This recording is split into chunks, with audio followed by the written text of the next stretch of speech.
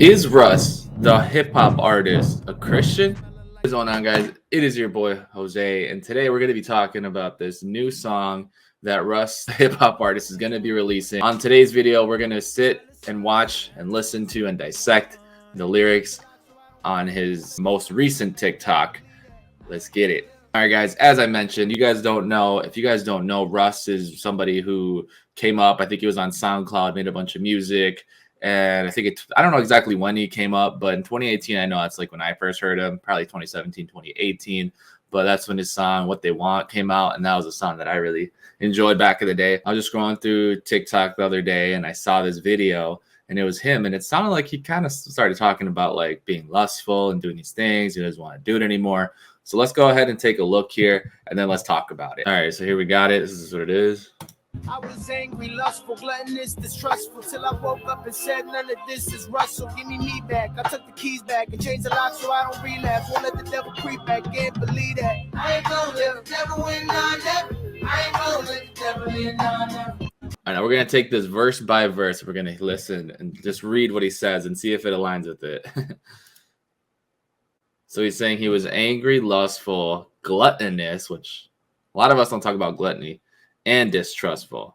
These are all pretty sinful things. If you read the Bible, excess anger isn't necessarily one, but those are things that you don't want to be.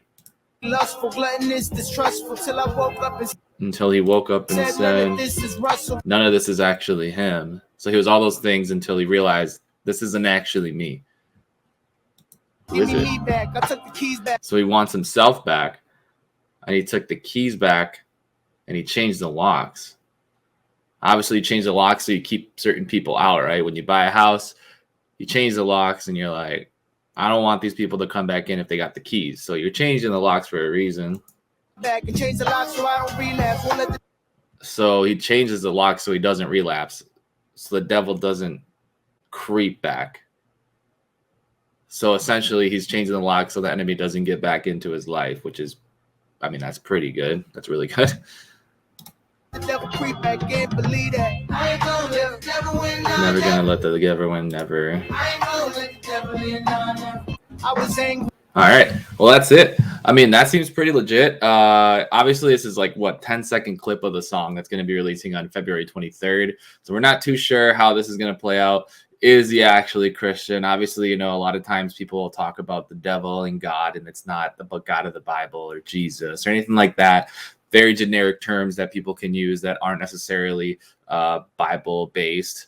Very curious to see whether or not this is actually going to be a new chapter where it's another person who's come from the secular world going into Christian music, becoming a follower of Jesus. Hopefully it's not like our boy Kanye, who, definitely fell off. I mean, if you see that guy now, like in 2020, 2019, he had us all fooled when he came out with that Jesus is King album. I was like hyped for it. I was really excited. Slowly, and then you start seeing him slowly start getting back into it. And it's really easy for us to talk about because we're not in his shoes.